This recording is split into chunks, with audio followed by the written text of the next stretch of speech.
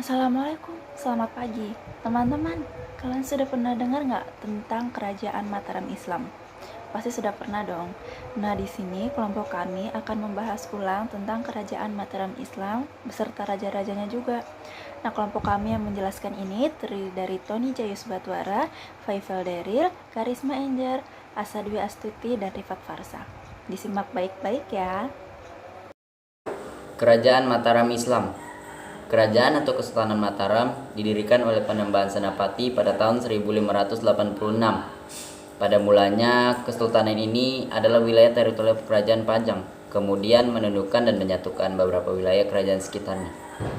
Selanjutnya, pada tahun 1586, wilayah Pajang sudah menjadi bagian dari kedaulatan Kesultanan Mataram, diikuti penyerahan tahta Pajang oleh Pangeran Benawa kepada Panembahan Senapati. Perkembangan Mataram begitu besar dan kuat, sehingga sebagian besar sejarawan setuju bahwa itu telah didirikan selama beberapa generasi perintis Mataram. Raja-raja dalam kerajaan Mataram Islam ada 4. Yang pertama yaitu Danang Setawijaya atau Panembahan Senapati, yang berkuasa pada tahun 1586 hingga 1601 Masehi. Yang kedua yaitu Raden Mas Jolang atau Sultan Anyakrawati, yang berkuasa pada tahun 1601 sampai 1613 Masehi. Yang ketiga, Raden Mas Rangsang atau Sultan Agung, yang berkuasa pada tahun 1613 sampai 1645 Masehi. Yang terakhir atau yang keempat yaitu Raden Mas Yahidin atau Amangkurat, yang berkuasa pada tahun 1646 hingga 1677 Masehi. Mataram memiliki struktur pemerintahan yang dipimpin oleh seorang susunan atau sultan.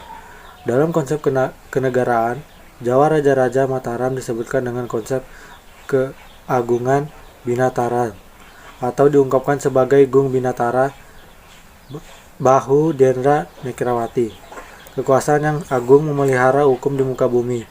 Raja dikatakan wenang wisesa ing sanagari, memegang kuasa di negara. Dia harus bijaksana, bersifat budi bawa leksana, amek adil para marta, meluap budi luhur mulia dan bersifat adil terhadap sesama. Tugasnya menjaga tata titi tentreming praja, menjaga keteraturan dan ketentraman negeri, agar tercipta suasana Kartatuwin Raharja, aman dan sejahtera. Kemasyhuran Sultan Mataram telah dikenal sampai tanah Arab sebagai seorang pemimpin para mukmin di tanah Jawa, sehingga penguasa Mekah waktu itu memberi gelar sultan kepada Raja Mataram. Inilah awal mula Raja Mataram menggunakan gelar sultan. Pemakaian gelar raja pada Mataram selain sultan yaitu Panembahan, Susuhunan atau Sunan. Meskipun kerajaan Islam, Mataram tidak pernah mengadopsi budaya, sistem, dan institusi Islam secara menyeluruh.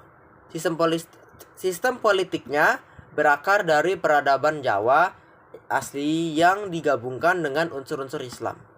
Kesultanan Mataram merupakan simbol berdirinya kekuatan sosial politik Islam di Jawa yang menjadi titik peralihan sekaligus masa transisi dari masa Hindu-Buddha ke masa Kejawian.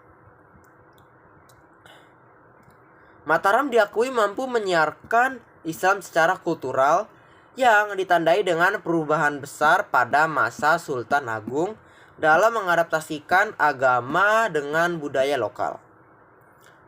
Islam dihadirkan di Jawa secara adaptif dengan budaya asli Jawa.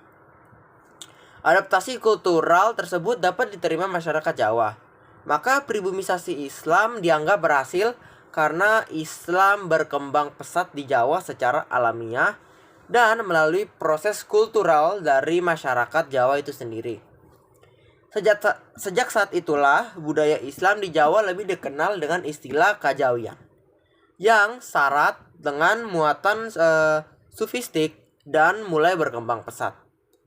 Kitab-kitab tasawuf dalam bahasa Arabnya dari Timur Tengah mulai digubah dalam bahasa Jawa dengan diadakan adaptasi seperlunya terhadap alam pikiran Jawa tanpa kehilangan substansinya. Perpaduan dari berbagai sentral budaya ini telah menimbulkan karya-karya kreatif baru yang memperkaya khazanah sekaligus pengembangan budaya Kajawian. Mataram adalah kerajaan Islam terbesar dan terakhir di Jawa sebelum terbagi menjadi Surakarta, Yogyakarta, Mangkunagaran, dan Pakualaman. Setelah keruntuhan Mataram pada abad berikutnya, Pulau Jawa dalam kolonialisme Belanda. Bagi sebagian orang Jawa, Kesultanan Mataram, khususnya era Sultan Agung, dikenang sebagai kebanggaan masa lalu yang gemilang karena Mataram menjadi kerajaan terakhir Islam terbesar di Jawa. Catur Sagotra merupakan penyatuan 4 entitas yang masih memiliki akar tunggal tali kekerabatan. Hal ini merujuk pada keluarga kerajaan-kerajaan penerus dinasti Mataram Islam. Kerajaan-kerajaan tersebut ialah Kesunanan Surakarta, Kesultanan Yogyakarta, Kadipaten Mangkunegaraan, dan Kadipaten Pakualaman. Terbentuknya Catur Sagotra berawal pada tahun 2004 oleh Sri Susuhunan Pakubuwana ke-12.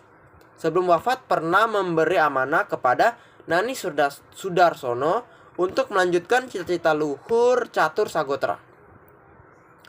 Catur Sagotra merupakan sebuah gagasan bersama dari 4 raja Jawa pada waktu itu, yaitu Sri Susuhunan Pakubuwana ke-12, Sri Sultan Hamengkubuwana ke-9, KGPAA Mangkunagara ke-8, dan KGPAA Pakualam ke-8.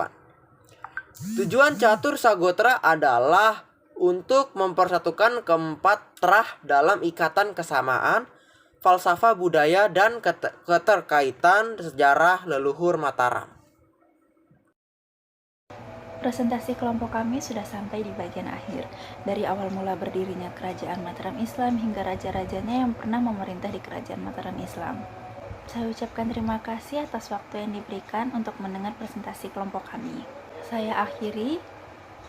Jika ada salah kata atau ada kata yang mungkin kurang tepat, mohon dimaafkan. Wassalamualaikum warahmatullahi wabarakatuh. Selamat pagi.